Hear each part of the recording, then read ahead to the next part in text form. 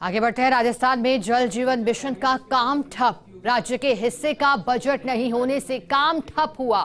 अब लोन लेकर मिशन को आगे बढ़ाएगा जलदाय विभाग। केंद्र के हिस्से का बजट पड़ा है राजस्थान के पास, लेकिन खुद राजस्थान के हिस्से का पैसा ही नहीं है पास। आज जलदाय मंत्री की मीटिंग में ये अहम मुद्दा उठा है। पहले भी राजस्थान ने हुडको व एक बैंक से ले रखा है लोन।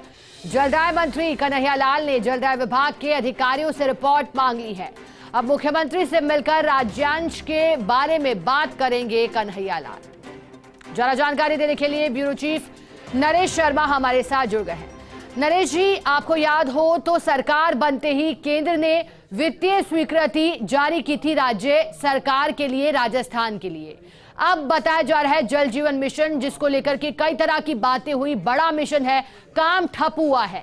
वजह क्या देख रहे हैं? राज्य के हिस्से के बजट की भी चर्चा हो रही है, पूरा मामला बताइएगा नरेश जी। बिल्कुल, देखिए शिखा, ये बड़ा मामला है और आज जब नए जलदाय मंत्री ने अपने विभाग की पहली समीक्षा बैठक ली, तब ये मामला उनके सामने आया, उनके संज्ञान में लाया गया।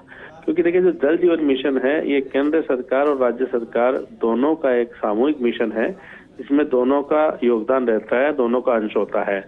केंद्र सरकार का जो अंश होता है वो और राज्यांश राजस्थान सरकार का, वो दोनों मिलके उसके बाद काम आगे बढ़ता है। आज की जो बैठक है उसमें पता लगा कि केंद्र सरकार का जो अंश है, उनका जो बजट है, वो तो बराबर आ रहा है, लेकिन राज्य का हिस्सा जो होता है वो उस अनुपात में नहीं है, उस उपलब्ध नहीं है। क्योंकि ये जानकारी मिली है कि इसके पहले जो राज्यांश होना था वो अन्य जो योजनाएं हैं उनमें काम में लिया गया है। तो जब तक राज्यांश नहीं होगा तब तक मिशन आगे नहीं बढ़ पाएगा। तो यानी एक तरह से ये काम जो है वो रुक सा गया है। हालांकि पहले जो काम चल रहा है उसमें भी अब ठेकेदारों ने गति कम कर दी है, क्योंकि उनको पैसा नहीं मिल रहा है। करीब 2200 करोड़ रुपए की देनदारियां अभी शेष है। तो जब ये मामला आज नए जलदाय मंत्री के संज्ञान में आया तो उन्होंने कहा कि वे मुख्यमंत्री से इस बारे में बात करेंगे और जो भी राज्यांश है उसकी उपलब्धता कराई जाएगी। क्योंकि ये जो मामला है ये अभी मौजूदा सरकार का नहीं है, अभी सरकार ने तो काम संभाला है, लेकिन जो पिछले काफी समय से हम देख रहे हैं कि जल जीवन मिशन की गति काफी धीमी है और राजस्थान जो 34 राज्य और केंद्र शासित प्रदेश उसमें 33वें नंबर पे है। जो पश्चिम बंगाल ही जो है वो राजस्थान से पीछे है।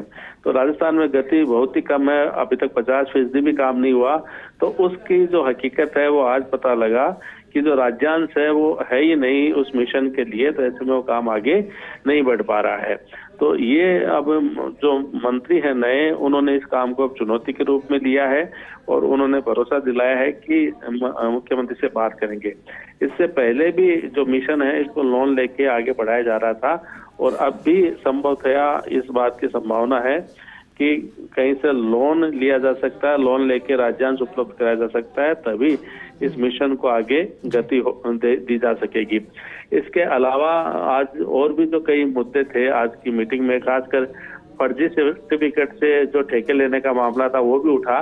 उसके लिए भी मंत्री ने तमाम जो फाइल है वो तलब कर ली है, क्योंकि लगातार मीडिया में भी मामला आया था कि फर्जी सर्टिफिकेट के आधार पे ठेके उठाए गए थे करोड़ों के। साथ में मंत्री ने ये भी कहा है कि क्वालिटी से किसी तरह का समझौता नहीं होगा और जो विजिलेंस की टीमें हैं उनकी संख्या बढ़ा के जगह जगह जो काम हो रहा है उसको वेरिफिकेशन कराया जाएगा, फिजिकल वेरिफिकेशन कराया जाएगा, सैंपल ज्यादा लिए जाएंगे और जो क्वालिटी काम होगा तभी भुगतान होगा। तो एक तरह से कह सकते हैं नए मंत्री एक्शन में आ गए हैं, लेकिन जो अभी सबसे बड़ी चुनौती है वो है जल जीवन मिशन को फिर से गति देने की। क्योंकि अभी प्रदेश में जल जीवन मिशन का काम लगभग रुका हुआ सा है, काम को गति नहीं मिल रही है और इसी कारण राजस्थान अभी पिछड़ा हुआ है। बिल्कुल नरेश जी, और जल जीवन मिशन के आड़े कई बातें आई थी इससे पहले, चाहे भ्रष्टाचार की बात हो, फर्जीवाड़े की बात हो और अब राज्यांश की बात। लेकिन चुनौती को अब नई सरकार बनी है और कोशिश यही है कि अब ये मसले सुलझे। बहुत शुक्रिया नरेश जी आपका साथ जुड़ने के लिए, जानकारी के लिए।